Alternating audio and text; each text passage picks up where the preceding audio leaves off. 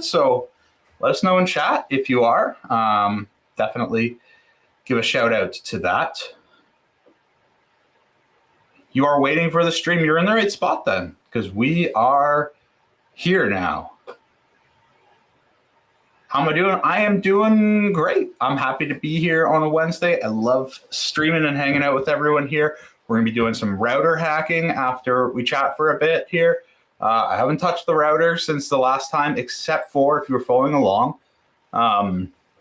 Last time we were trying to crack that password, and I literally just left one running after the stream ended, and it cracked in like 5 minutes. So haven't tried it to get in or anything yet, but yeah, it cracked like 5 minutes. And someone else, I forget who it was.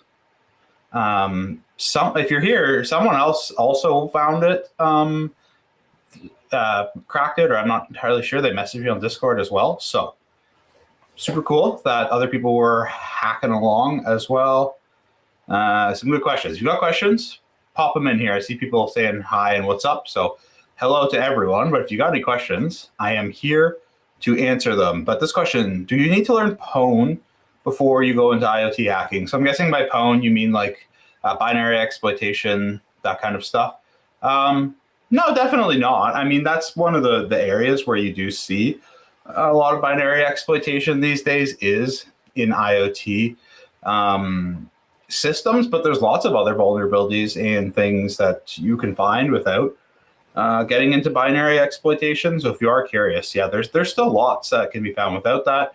And if you do want to learn binary exploitation, then IoT is a good place to start. It's one of the places where you're going to find it a bit easier because a lot of times they still are limited in the processing power and things like that. So you won't as frequently come up against a lot of the protections that are in place on like modern Linux and Windows, like canaries and non-executable stack and that kind of stuff. So yeah, good place to start.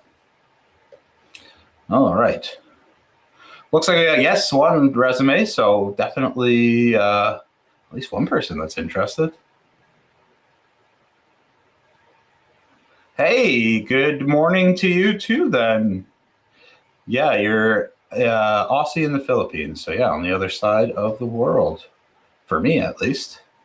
You just gained a new subscriber. Cool, thank you so much. We are getting close to 1 million subscribers, which is super cool. And I know there's going to be like some celebration and probably some giveaways and stuff like that as we near to and get to 1 million subscribers. So if you're not subscribed, make sure you are, so you could, help us get to 1 million and also potentially win some prizes.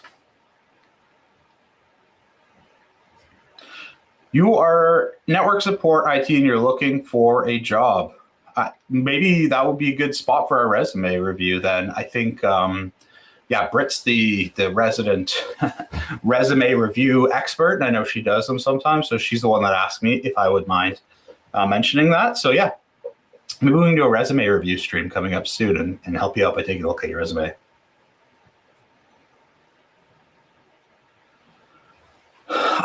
I'm not really creating paths for these ones because I'm just kind of like doing it as I go. But yeah, we can make a playlist after of them all so people can follow along. Yeah, maybe we could even chop up so you don't have to watch all the questions first and put them. But no, not specifically. If you do want some learning paths for IoT hacking, on my personal YouTube channel, I am working through that where they're very much more like, step 1, do this, step 2, do this, like very detailed. So if you want to check that out, it's just Digital Andrew on YouTube. Look me up. Yeah, I'm probably going to be posting another video to there maybe later today or tomorrow. And yeah, it's using a easy to find router as well right now.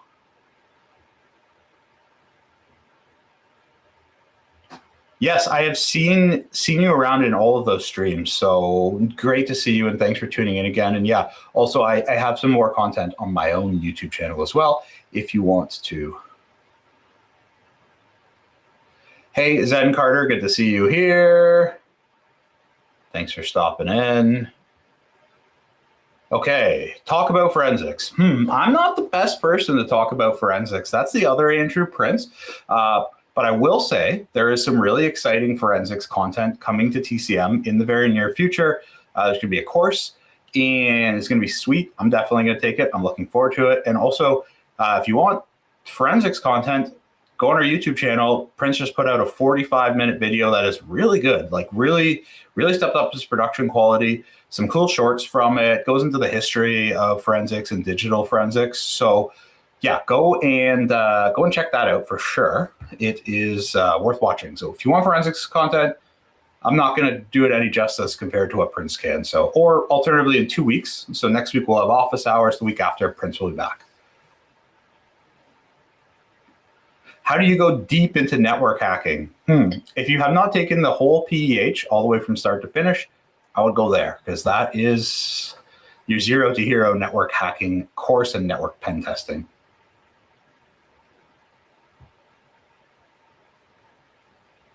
Are there any good applications for a man-in-the-middle attack? So for IoT, which I am more familiar with, I like the tool called Man-in-the-Middle Router, MITM Router. It is like a bash utility created by Matt Brown for setting that up. So if you just search for that or find his GitHub, then that is what I use. So I would suggest checking that out. Lots of really good questions today. Which has more future, red teaming or blue teaming? Which side do you find more interesting? Well, that's a great question.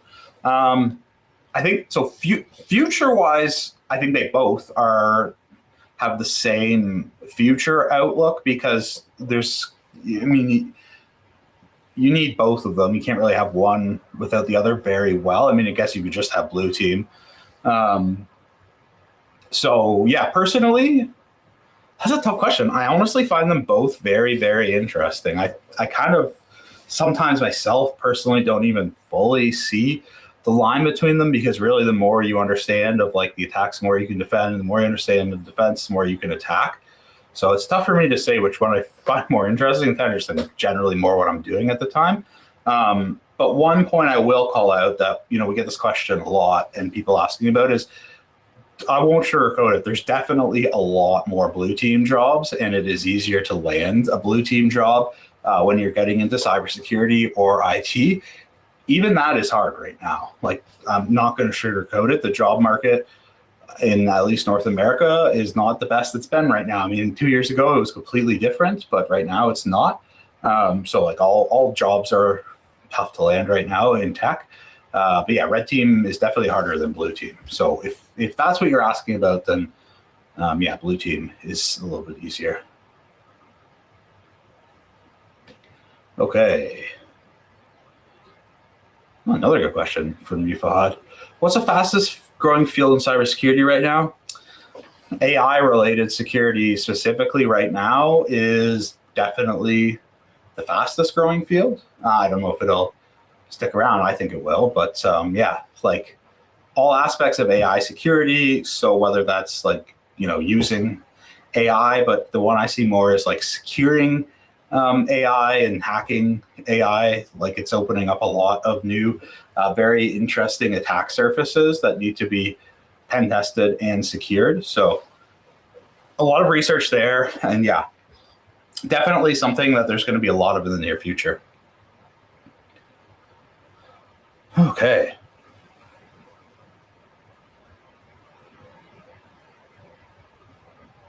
Can I ask why there are as much network-specific hacking tutorials as much as other ones? I'm not entirely sure what you mean, but I think you're asking why there's so many network ones tutorials. The reason is, like, for ethical hacking for a long time, that was like the bread and butter of what got you paid.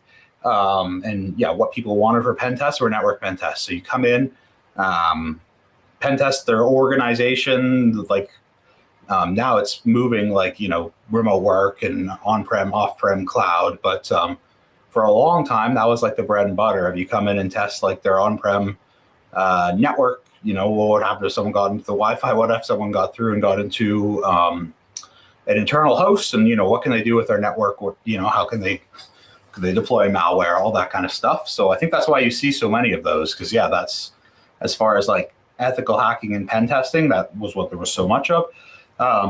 And nowadays, I think there's more web app than anything, and because everyone has a web app. But yeah, that's why I think.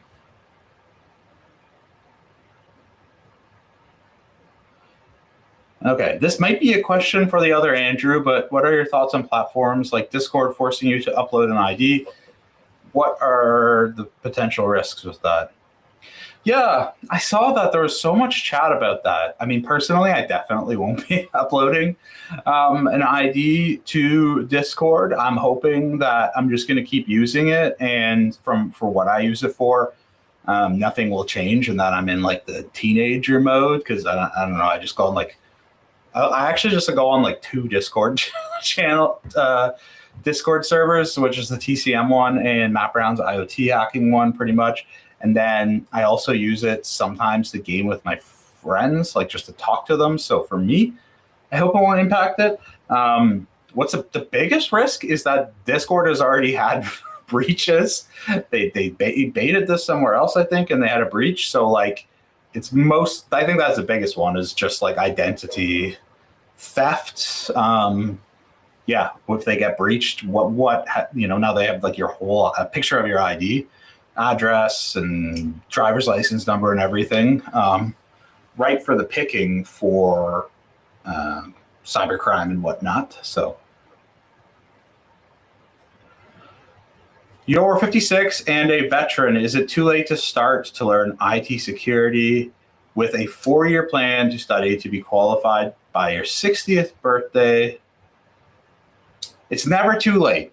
I don't think that it's ever too late to get started or to learn. I know there are a lot of people that are veterans that have successfully transitioned into security. TCM is a veteran.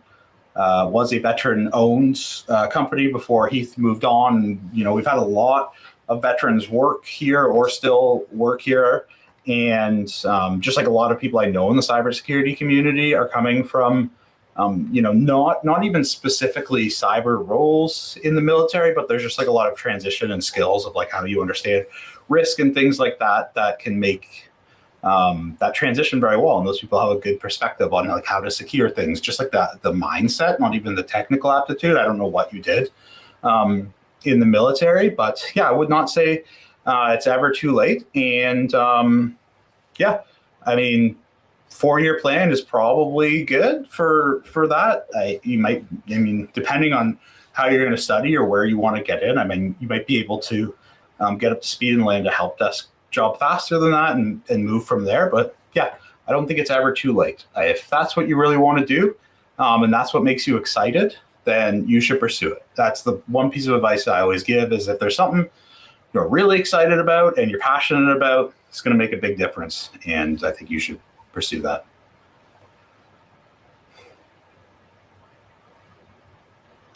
Okay. Got lots of questions here.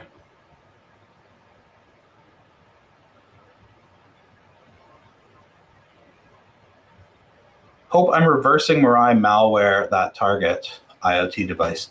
That would be cool. I would like to reverse or play around with Mirai. So maybe that's a good stream thing. Okay. Okay, what's going on here in the chat? Brit is the best. I agree.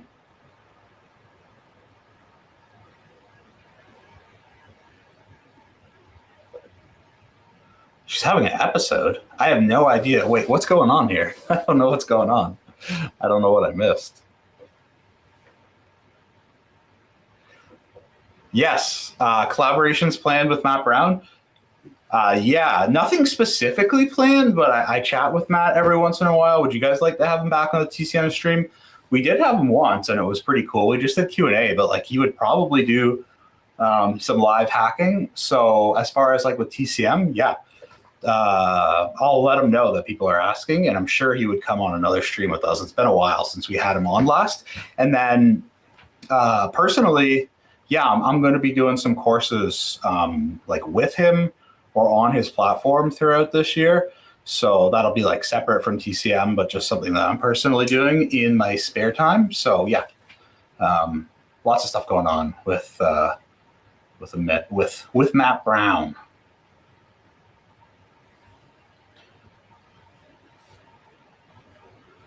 Okay, what if we use a DTH antenna with microcontroller and NRF24 for IoT pen testing device?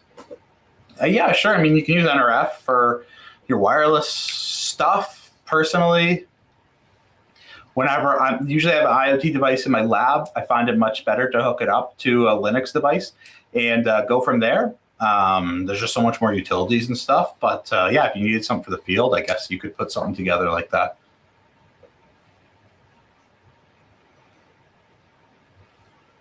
How difficult is it to transition from mathematics degree to cybersecurity? Is there any real overlap between the two fields? You're particularly interested in ethical hacking. There is some. The one area where there's going to be some, or there's a couple I can think of off the top of my mind. Number one is like AI. A lot of mathematics there. So if you wanted to get like deeper into the research side of like novel AI attacks, things like that, definitely some mathematics and statistics there, especially for pulling off like the way more complex attacks that are like outside of my understanding of like being able to extract models and training sets and data and stuff like that, and be able to like recreate. Like Google's pissed off because people are doing that with Gemini right now. Anyway, that's a whole other topic. So that's one. And then like, you know, cryptography and code breaking and those kinds of things, very heavily mathematics as well. So definitely some overlap there.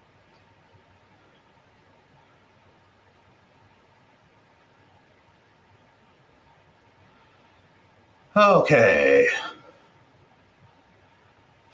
What is the future of firmware hacking is increased? Yes, 100% increased. What's the future of it? I think there's going to be a lot of it in the near future. There's a few reasons for that. One, I could be a little bit biased because it's what I like, but some things on my mind of why I think IoT hacking and firmware hacking are going to become more popular in the near future is number one, the like EU Cyber Resilience Act is going to push manufacturers to take IoT security a lot more serious than they have, because it's kind of been the Wild West of like putting out insecure IoT devices. And like, if you want security, you just pay for it. And if you want the cheapest device, you don't really get much security. And now the manufacturers can't do that in the EU at least. And there's this thing called like the California effect, if you're in the States, where like whatever state has like the most strict regulations, then a lot of companies, they'll make their product so that it meets those regulations, because they don't want to have like a California version and then not California version. So unless they're like too stringent, they won't. They'll just make their product go with any of those. And I think you'll see that a lot in the EU, where they just their product, they're going to do pen tests and stuff on it. And even still, it's just going to open up a lot of opportunities because that Resiliency Act is going to require pen tests and things like that. So definitely going to be that. So that's number one. Number two is AI devices. They need edge devices. So if you want to use AI to like impact something in the real world or get real world data, right, instead of just like sitting at ChatGPT and talking to it, you need an edge device that's going to do, whatever. Cameras that are going to, grab the images or videos and send those to AI and analyze them. A lot of that stuff is very popular right now. So it's going to create even more devices that need to be tested. And then I think the fact that they're interacting more with the real world and like having the ability to do things, then people are going to start being more interested in attacking them. Probably also because they're like not liking the surveillance aspect, things like that, and they're just going to need to be secured. I can't talk too much about this because it's something that's going on at TCM right now, but I was pulled in to help out with some scoping for a device that needs a pen test, and it was a camera that has AI capabilities. Like the front facing hardware, doesn't have any AI, and it connects back to a cloud server. But yeah, they were looking for pen test on that device, and it's a new device because of AI capabilities. And so there's just going to be lots of that. So great question. Great question. Oh, and one other thing too. There was another thing I was thinking of that I think drone hacking and drone security is going to be huge in the near future as well. And it's kind of like for a not great reason, but like if you look at Ukraine and like the future of what modern warfare is right now, it's going to be heavily drone based. So there's going to be a lot of opportunities there. Like I know someone that is just a drone hacker, and it's interesting because with a drone, like you don't want it to get shot down and then be captured by the enemy, and then they take it apart. They have the hardware, try and access the firmware. You're going to want to secure that before it goes out into operations, right? So you're not losing any of your intellectual property assets and things like that. So yeah, there's going to be a lot in the drone space as well.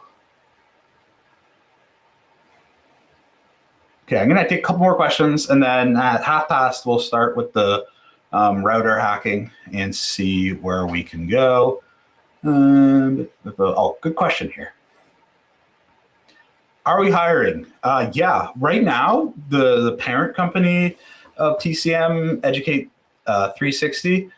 Yes, there are some job openings. I think Britt just posted them in chat. So yeah, if you folks are interested, yeah, check out the openings that we have, because there's a few like red team positions, I think, pen testers. Yeah, so definitely check that out. Okay. And did I miss anything that's really good that I just got to answer? That's a good one. Can I be your mentor to learn ethical hacking? I mean, on YouTube, for sure. If you check through our videos, we do have a lot of that. If you want to come into Discord channel and chat, I am there. Lots of other people there to help out. So yeah, I would suggest that as well.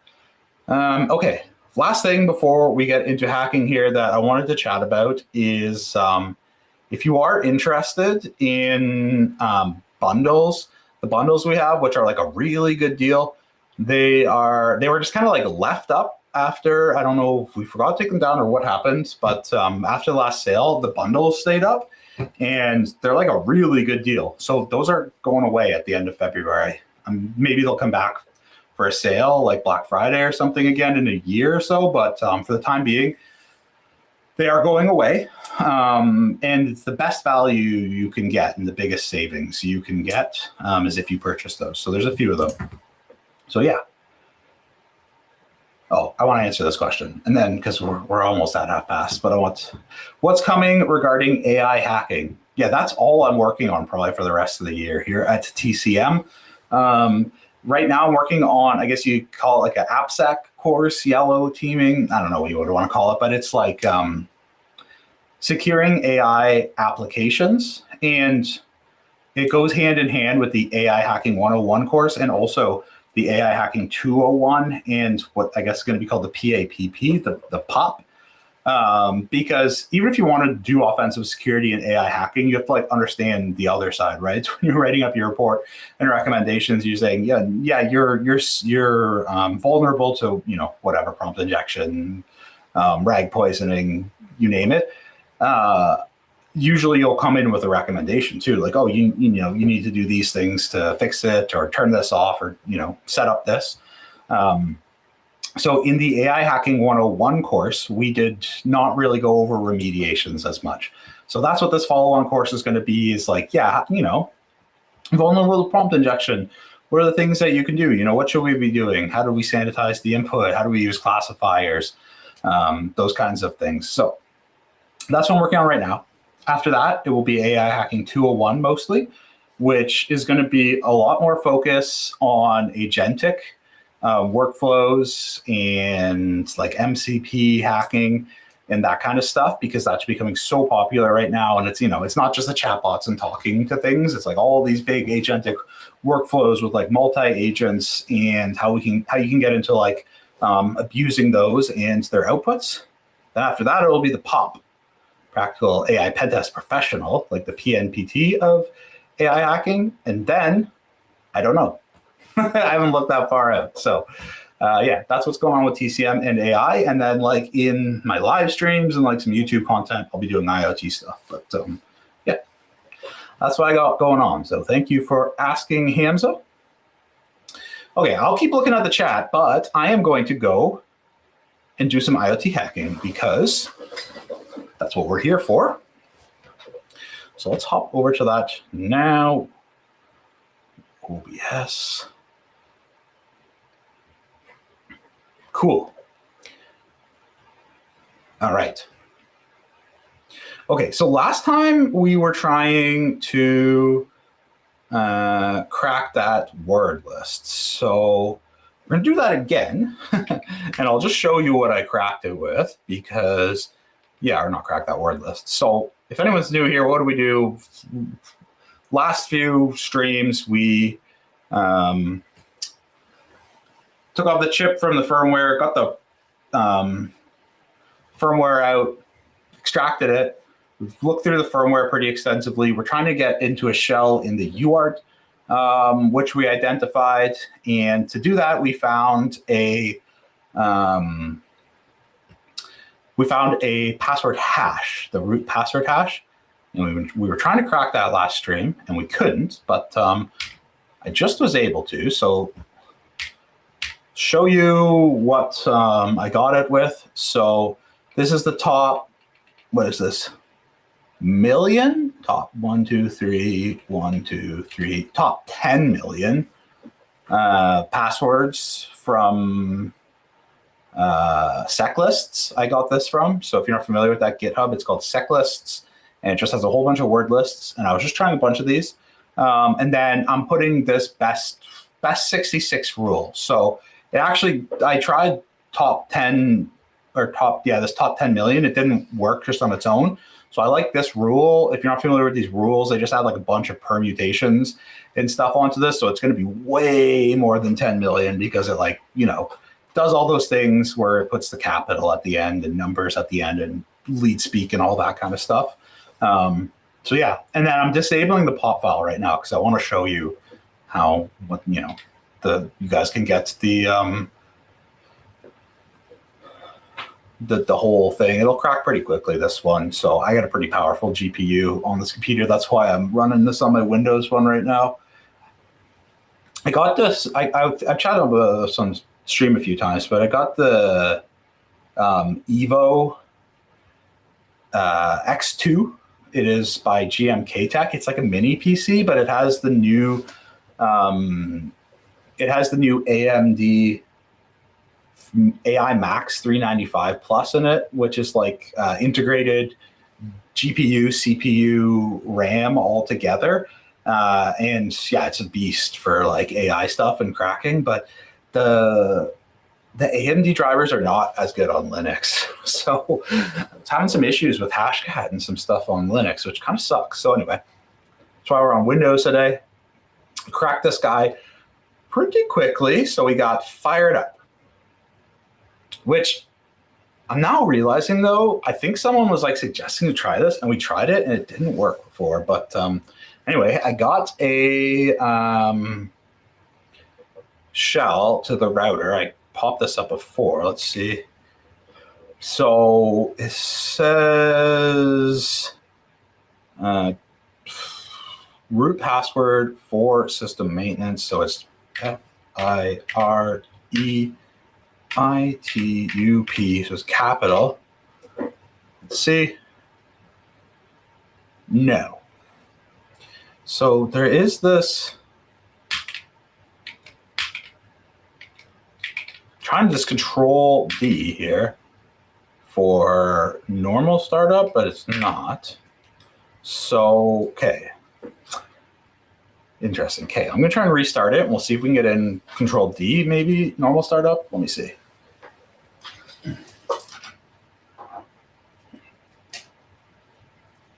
I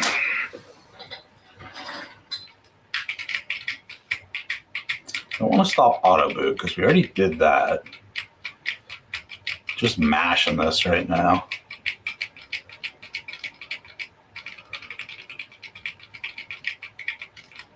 Let's go.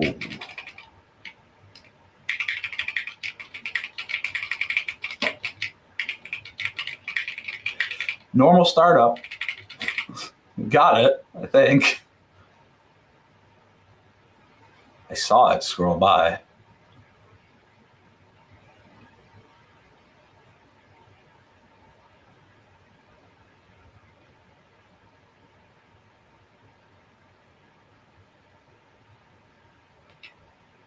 No. Okay. Maybe, yeah, okay. So we're not in. So we're probably gonna need to do a little bit more poking around then, but this is like a interesting clue here. 2 of these. We gotta figure out what's putting that out. Is it from a script or is it from a binary or something? Because that's probably what is checking. So let us get back over to our handy dandy visual code here. Okay. So now we're going to take a look at the Squash FS. And let's see here.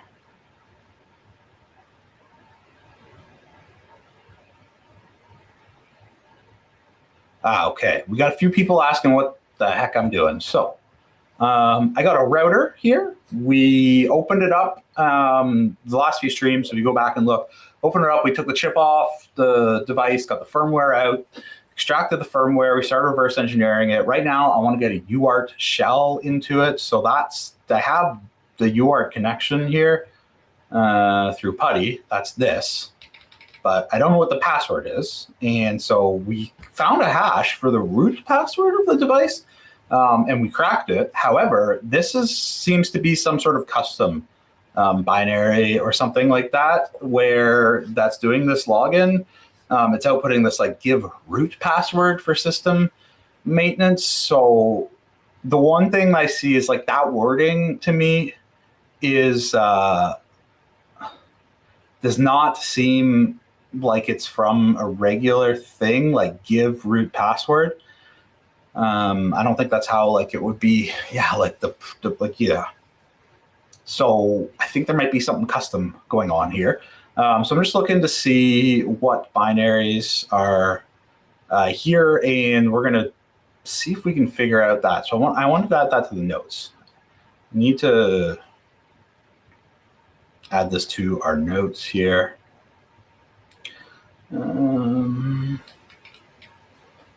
Past WAD contents. Okay, so we can add, yeah, here.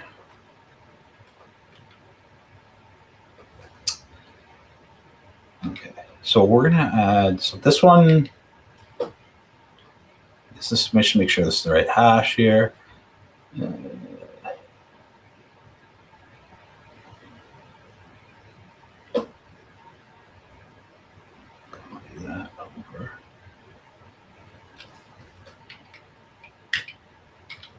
Pasting properly.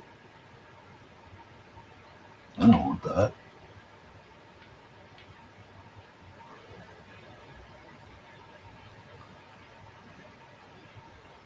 Want to grab that whole terminal output.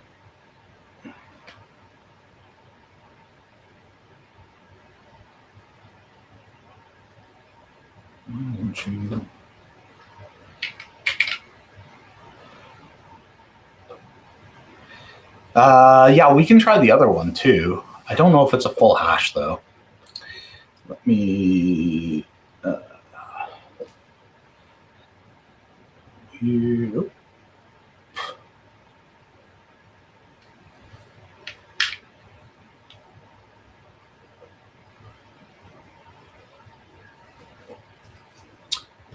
Yeah, we could try this one too. Might as well. Why not? It doesn't have a shell. It doesn't like have anything, so it leads me to believe like this is what the shell is in user. So, but yeah, we could try it as well. So why the heck not? Let's copy this here. Might as well.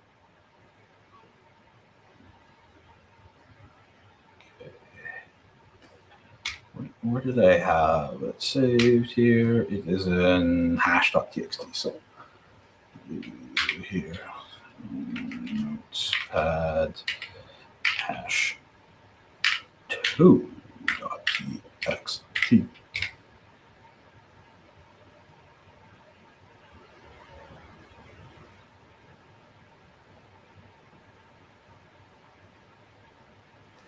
Okay.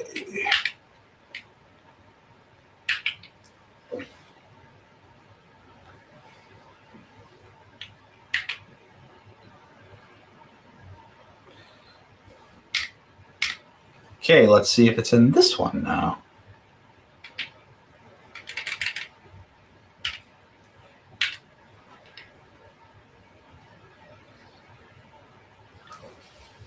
Okay, well, we'll leave that running. I mean, it's a good call.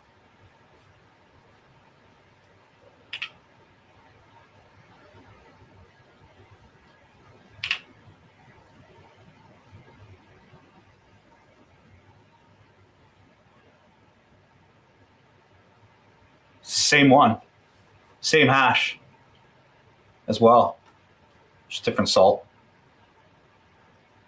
Cracked it. So unfortunately, same one fired up. So they're both the same. So now we know. So definitely a good thing to check. Now we know. Copy this.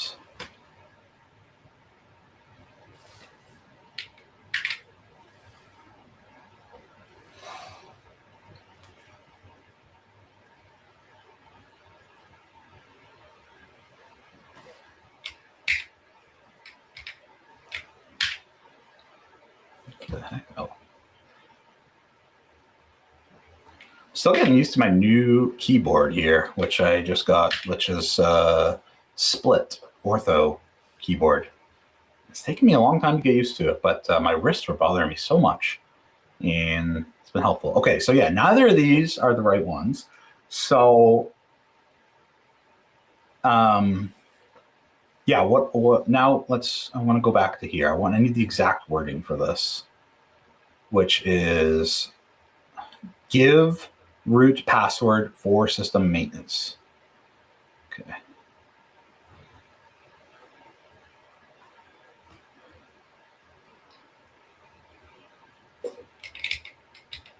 So we're going to do a strings of interest here.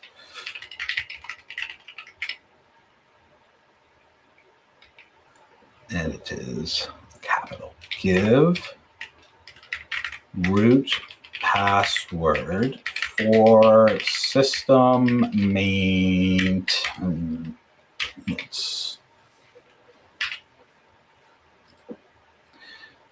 Okay.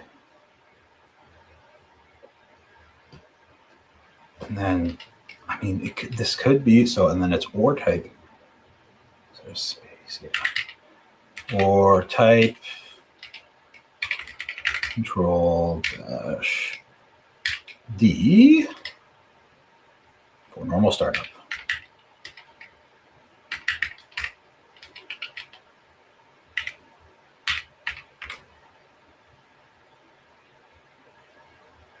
This is a good question. You just ordered your stuff, getting ready to find you for CV.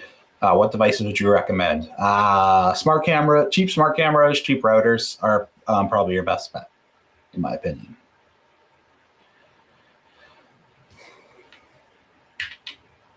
Okay, so what I want to do now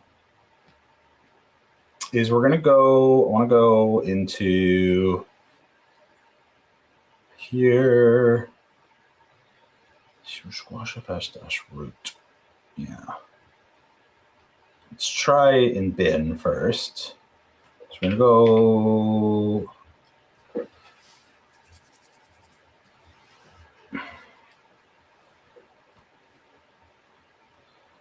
strings dash and actually, yeah, strings. Whew. So what do we want to do here? I'm trying to think of what I want to do to show you guys, which I kind of want to show you a new tool that I've been working on actually. So let's see if we can get that working. And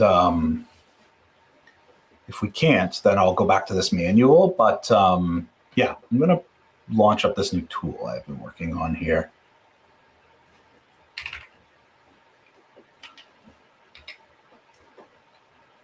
Okay, so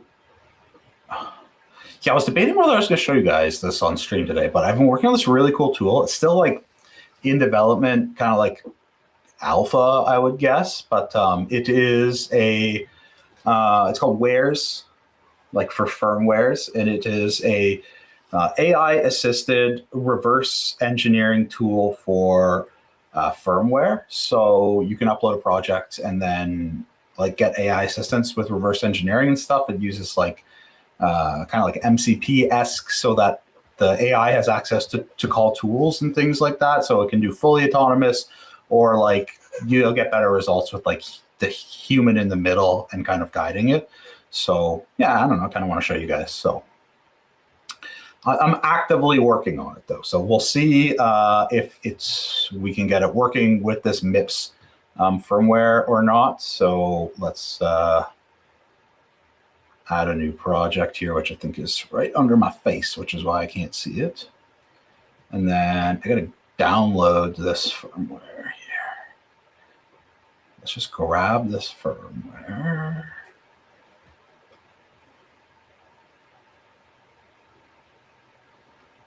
Download this.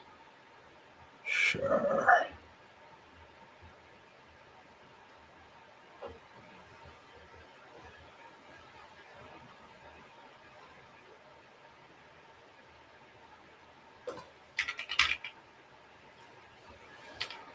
Tenda router from TCM live stream.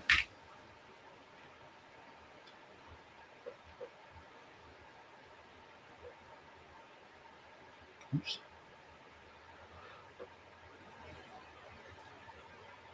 Did this not download?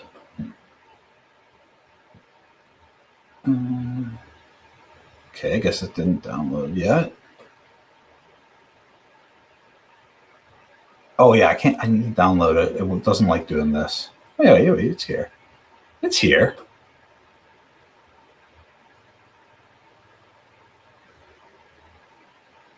It is here.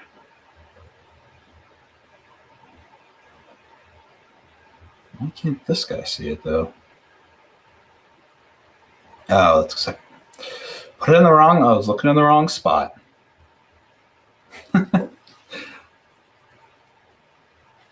Okay, let's see.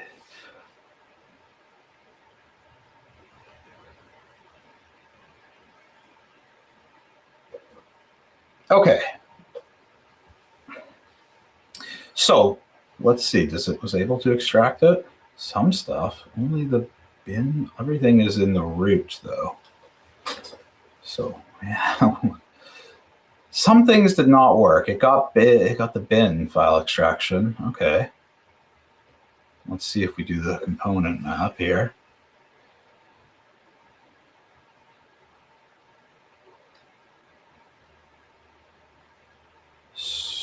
Okay, interesting. So with the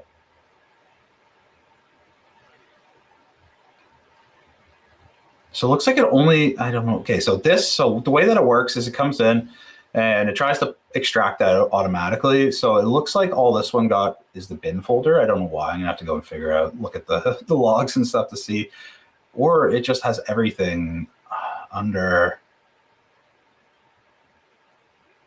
Yeah, all this is, I think, the bin folder. So yeah, some issues there, but yeah, it should be directories. Here, I'll show you another one. So like here is some of my testing firmware that like I've written. So like this one, if we go File Explorer, like you can see this one pulled it out properly, or we got like the bin dev folder, like it puts it all in the folders.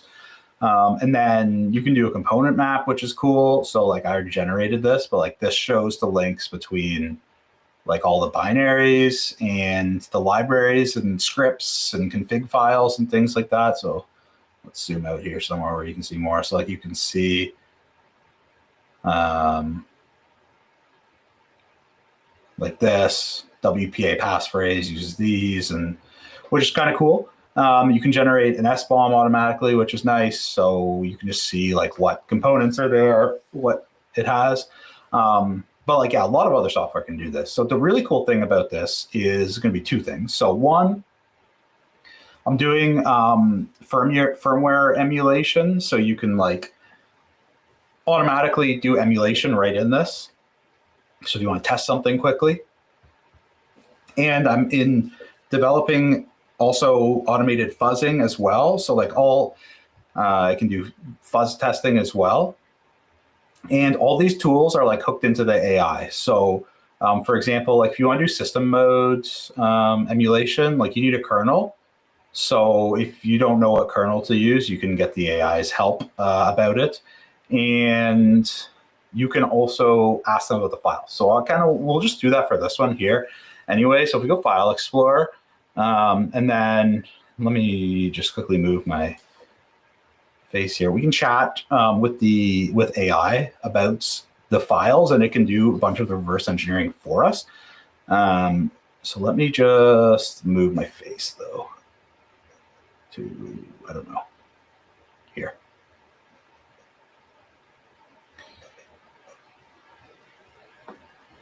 So let's use Opus 4, and we're going to say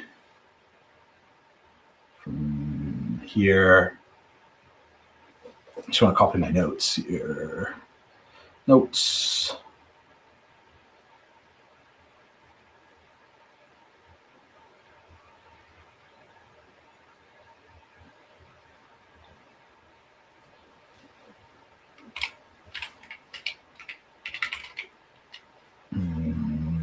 Trying to find the password for the UART shell. It's not the one from the past WD or shadow file. I think it's using a custom binary as I see this message in UART when attempting to log in. Oops.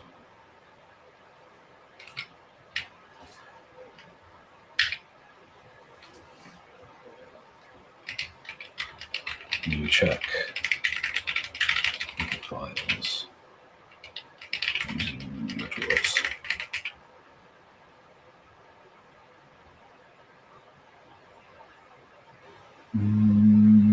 Okay, can't use Opus right now. Let's try Sonnet. Fun times.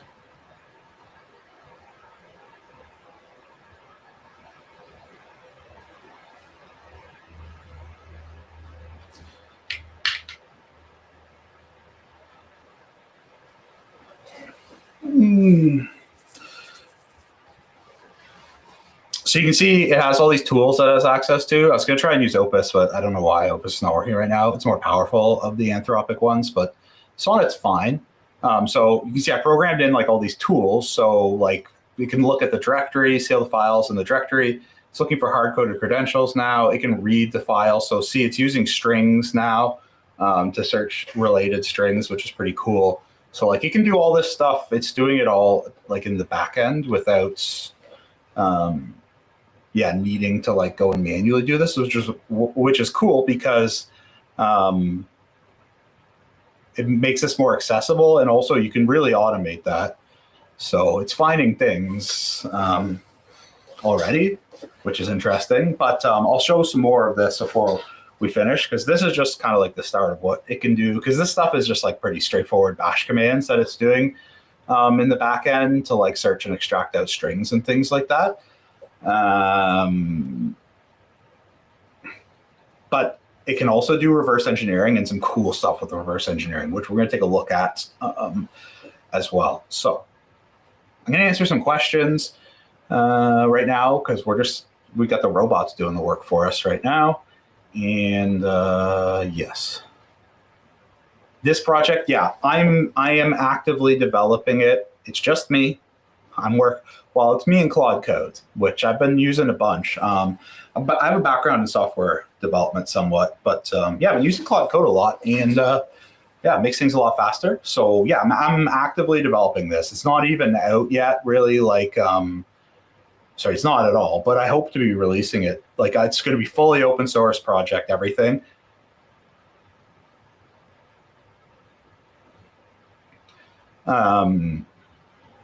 Yeah, so this is going to be with options for fully autonomous stuff too, which is really cool, because I think it's going to help make firmware a lot more secure, because you can let the AI do a lot of it, which, like, yeah, it's not super hard stuff to do, but like you can just then pump in, look at the findings. So you can see, like, it's reverse engineering right now. Like, I also gave it the capability to use Radar 2 and Ghidra in the back end, so it can decompile. It's decompiling, and you can look at the assembly, and it can also like put it back into C as well. So yeah, it's a pretty cool tool.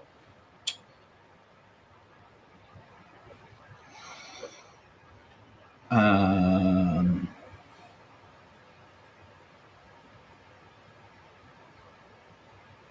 don't know if you're asking about the bundles, but yeah, end of month for bundles is when they go away. So you got about, what, 10 days, because it's a short month. So that's pretty neat. Thank you. It's still very much an alpha stage right now, but I wanted something not necessarily like it started out with, I wanted something to just like be able to pass in stuff to AI faster. So I wanted to have the tools, but now I'm realizing that there's a lot of automation that can be assisted by AI. And also the new Anthropic models are just so good. Some of the comments, this is getting complex. Yes, I agree.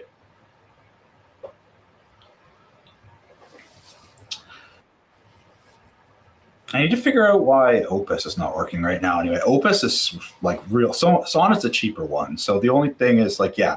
So for this to work properly, you need to put in an Anthropic API code, but it doesn't use like a crazy amount of tokens. Like I put $5 in, and I've been testing it for like a couple of weeks now, and like I use like $3 or $4 worth. So like it's not super expensive unless you do a lot with Opus, which Opus is the one that's more expensive.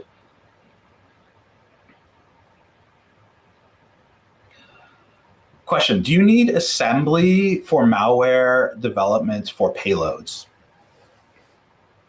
Yeah, probably, to be honest. If you want to be able to realistically write stuff that's going to work properly and troubleshoot, and yeah, yes, I think you do. We have an excellent assembly course on TCM Security Academy that I authored called Assembly 101. And I built it specifically for this reason, because it's always just like exploit development, reverse engineering. It's just like, oh yeah, you understand assembly, but no, that's a tough topic. So yeah, I wanted to make something very approachable. So if you're interested, check that out. I did that course as like a personal interest of like asking Heath if I could do it. And he said yes, because he realized that I was excited and passionate about it. And yeah, it's probably probably my second, maybe even my most favorite course I created for TCM is that assembly course. So yeah, underrated course in my opinion. Check it out if you want to learn assembly. I'm just checking if I missed anything now in the chat while we let this go.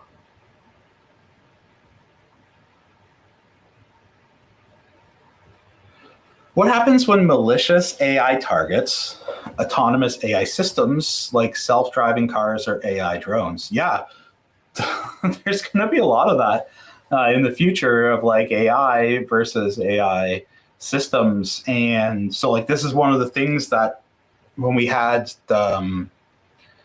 when I was thinking about the scoping for this one camera that we have been asked to do some pen testing on potentially and what's in scope, and we're going to have to ask, I didn't get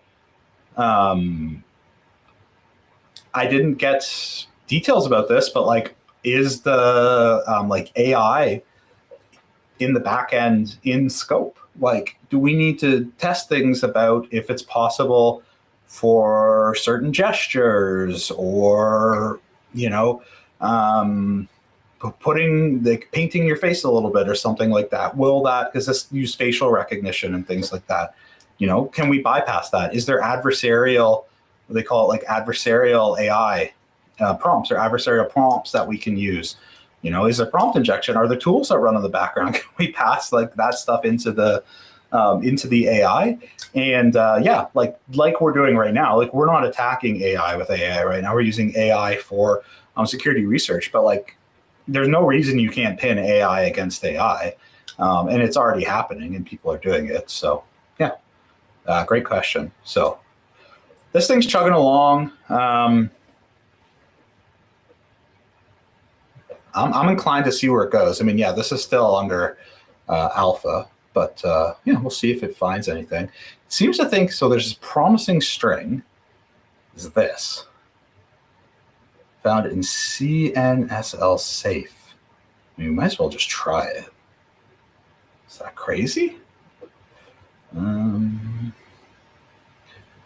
other thing too is like it doesn't have all of the files because I don't think it properly extracted it because I don't see any of the directories or anything. So I need to like, that's the one thing I need to do on this is like, it works great with my test firmwares, but I need to like put like a whole bunch of different types of firmware and like different architectures and different file systems and things like that. That's like why it's kind of still in alpha.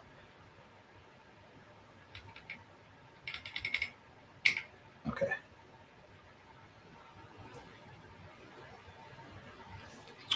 One W61M2P underscore 955.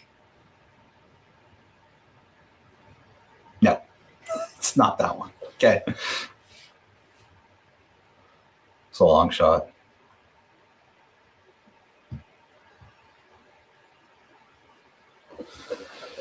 Wonder, maybe it's for something else. Who knows?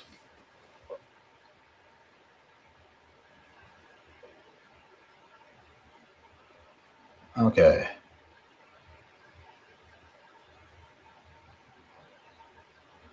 Where can you find the assembly language course and is it paid? It is on the TCM Security Academy. It is, yes, it is paid. That one is on like our full academy. So yeah, it's $30 a month to get access to that. You definitely take that whole course in a month. It's not super long. I think it's like 13 hours. So yeah, that's, yeah, Britt can link it. So, oh, Alex is here. Hey, Alex. I'm showcasing this as an alpha. I decided to show people what I'm working on. It's chugging along here. This is a new tool, open source tool I'm working on. It's called Wares. It is AI assisted firmware analysis, reverse engineering, hacking. So right now we have this Tenda router that we've been hacking and we're trying to get the root password for it. And we're giving my AI tool a crack at it. It has access to like a lot of tools itself, kind of like MCP. So you can see here, it's using a bunch of tools like list imports, add finding, search strings, clean up decompiled code, which is pretty cool. So it's doing all this stuff in the background right now. Let's see. So it says it thinks it's this, but it's not. So this binary appears to handle console safe.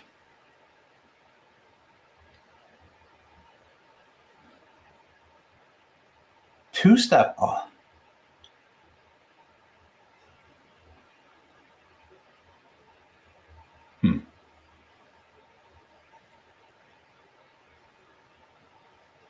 Did not work for me though. Interesting. Is it connected to a llama? No. This one is no. This is Anthropic. So I'm using the big guns. Except Opus isn't working right now, which I would like to give Opus a shot for this, but I don't know why. I was getting API errors, but Sonnet is no problem. So yeah, you can see I got Haiku, Sonnet, and Opus, but Opus, I don't know what's up with Opus right now.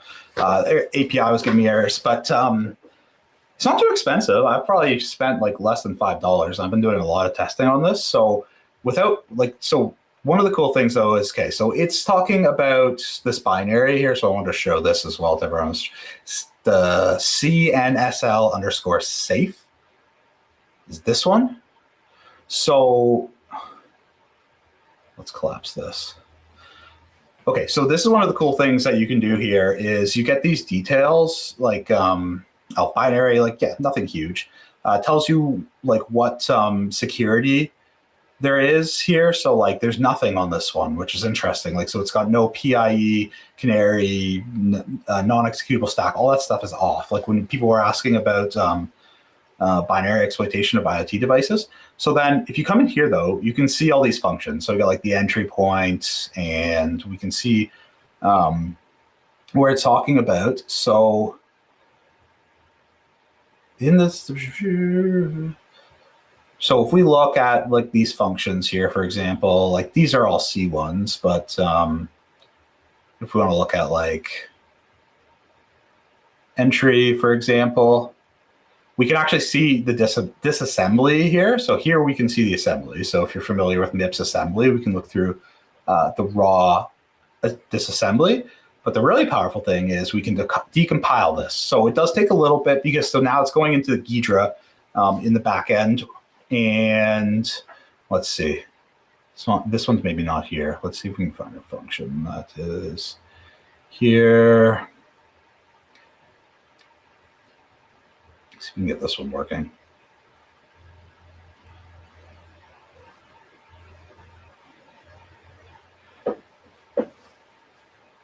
So now we get this Ghidra here, which really, like, to me, doesn't show a lot. So what we can do is we can ask the AI to clean it up, which is nice. And then it can go in and see what's going on and add comments. So execute system command operations throughout function pointer calls. Appears to be a wrapper function that calls imported system calls.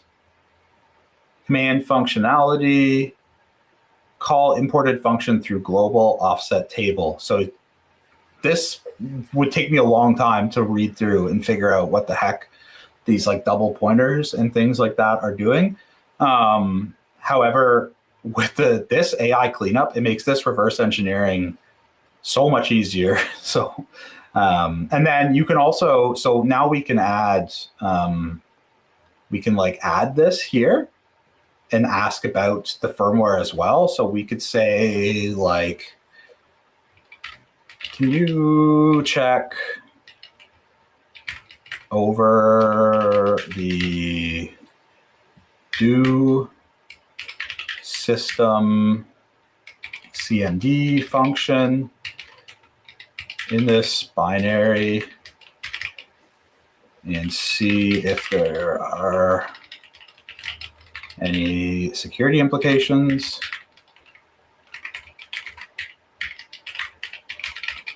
Specifically, I'm interested in the imported function in the global offset table.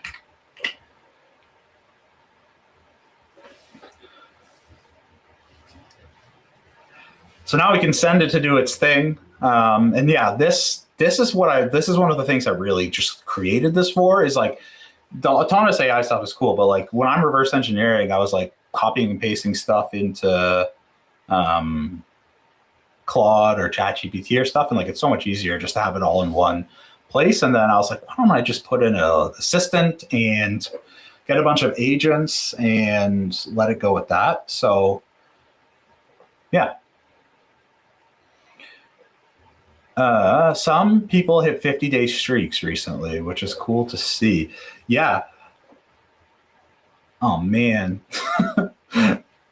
we're going over. We're going over the I'm using it too much here. Okay. Let's chat about BugForge quickly.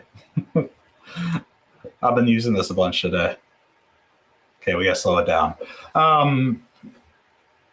First off, yeah, I want to talk about BugForge because Alex Olson is here. If you haven't checked out his new platform, super cool for learning about web app security. But Alex and I have been chatting. I was going to do an IoT challenge. We still need to get on that, Alex. I want to do an IoT one. And yeah, if you have not, I believe it's bugforge.io. So definitely go and check that out.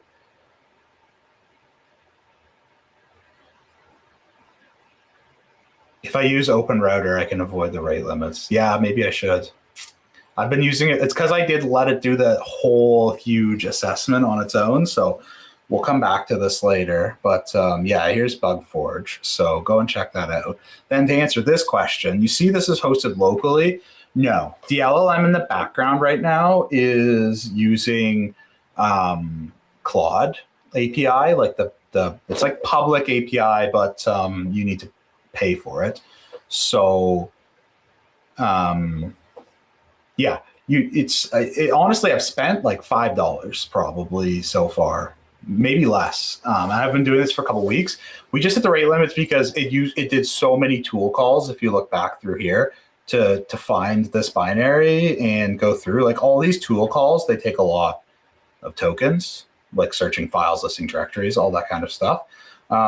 In my development plan, I am planning on doing a launch script where it lets you choose between if you want to use the Anthropic public API like that, if you wanted to like Olama or VLLM, bring your own LLM, or also ChatGPT like OpenAI.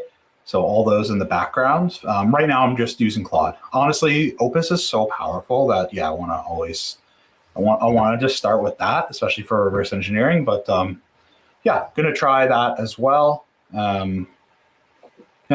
So anyway, sorry we didn't find the password yet, but I don't know. I'm probably gonna let my AI run through it a little bit slower too, and I'll show you guys if we find it. But yeah, this tool also, if you're interested in it, I'm going to release it like fully open source out to the public, everything in probably the next couple of weeks, maybe even this week. I don't know. Still needs some refinement. I'm working on it in my spare time.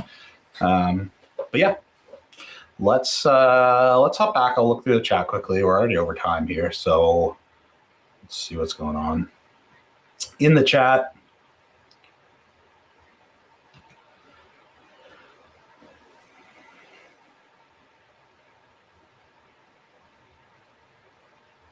Yeah, I think so. I mean, you got to do the stuff. I love reading books. I know not everyone learns from books, but I'm a book learner. I like reading books. I got one right here. This is the one. Alex is going to appreciate this one. Ooh, this book by Tanya Janka. I don't know how she pronounces her name. She goes by She Hacks Purple. Alice and Bob learn application security. It is a very good book. I'm about halfway through it. Personally, yes, I like reading books, but you really need to go and do the stuff in the books, like especially if there's commands and things like that. Yeah, you should read those. I got a couple other cool books I want to show that I just picked up.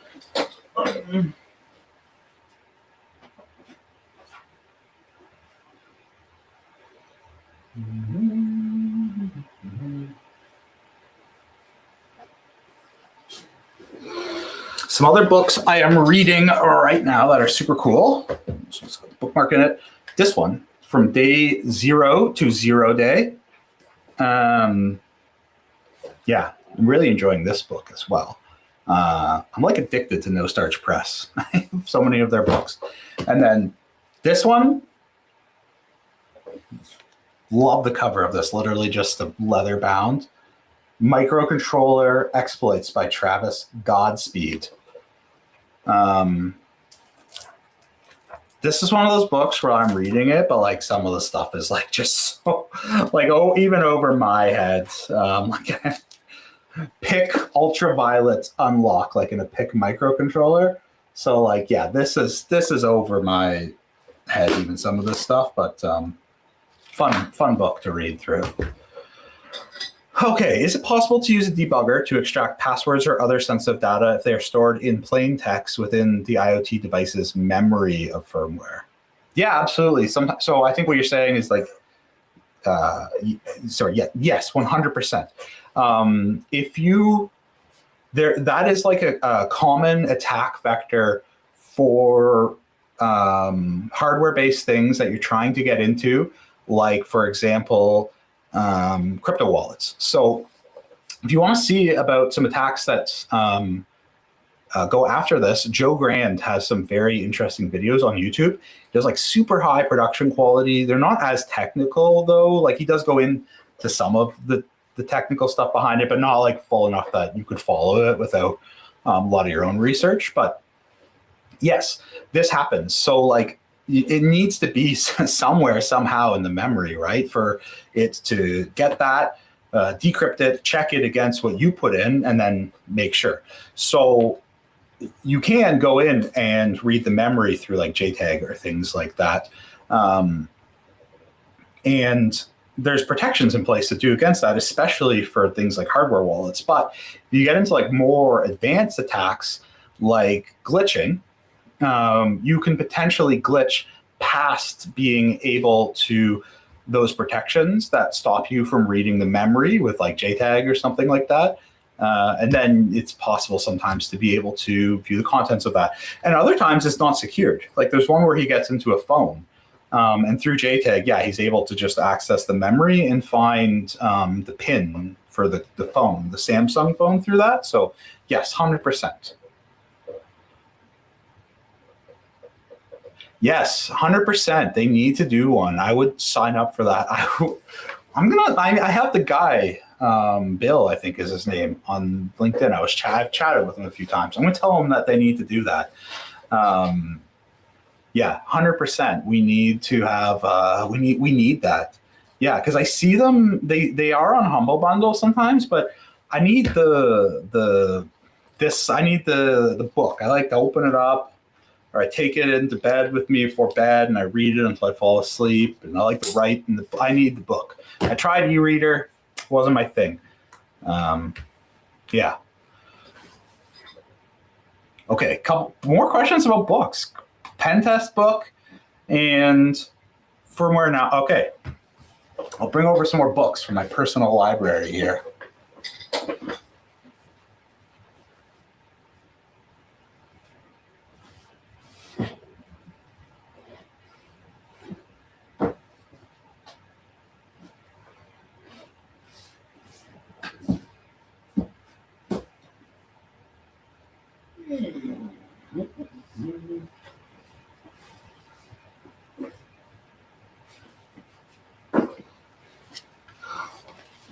Okay, I got some goodies here. So firmware analysis, there's a couple good ones. This book is really good. Practical IoT Hacking. You can see, what was I reading here about? Analyzing network protocols last. Got the old school TCM hate less, hack more sticker here. Oh, nice to see you, Alex. I hope you enjoy tacos. This is a great book. Goes into firmware analysis, IoT hacking, everything you could want. Really good book. Recommend this for firmware stuff. Also, a really other cool book you can see, Mine's literally falling apart. I'm reading this one a bunch. Fuzzing against the machine. So this goes into like how to do fuzzing against IoT devices with emulation on QEMU. So this has been a good resource for me too, and I'm developing this AI tool that I'm trying to automate that. And then also, so if you're interested in IoT devices, this book right here is thick, boy. I've read this thing front to cover maybe 2-3 times. You can see it's all like this one's getting dog-eared and stuff. And then I like this so much, I went and bought the next edition of it when it came out. So I haven't really actually had a chance to read too much through the changes in this one yet. But yeah, if you want to learn how to hack like anything, like for me, it's embedded Linux and embedded systems because I like IoT. But if you just get these, like whatever it is you want to hack, learn about what the developers are doing. Like what are the not hackers doing? Like because this goes into like the boot processes and bootloaders and like, you know, all those details. Is not specifically about hacking, but if you understand how a system works very well, that's like 90% of hacking anyway. It's just like really understanding how the system works, what are the developers doing, what shortcuts are they taking. Really understanding that well is what makes people, in my opinion, like good hackers. Like the best people, web app people, in my opinion, are like developers that understand application security well. Some of the best network pen testers and people that are doing like AD pen testers are those that have been sysadmins or at least like understand the ins and outs of how the systems are set up. So yeah, that one. Oh, and then someone else was asking about assembly before. This book is very good for learning assembly as well. Introduction to Computer Organization. This is the book I wish I had in university. Because I learned some of this stuff in university and I struggled so hard in like the old school university style of teaching about, how like microcontrollers and microprocessors work at a very low level and memory management and things like that. And then I read this book and it was really good at breaking that down in a way that I could understand, which was nice because a lot of things clicked. So there's my book recommendations. Thank you for humoring me and looking through my library with me. I definitely got some more reading to do, but we're already 20 minutes over here. So I'm going to wrap up now.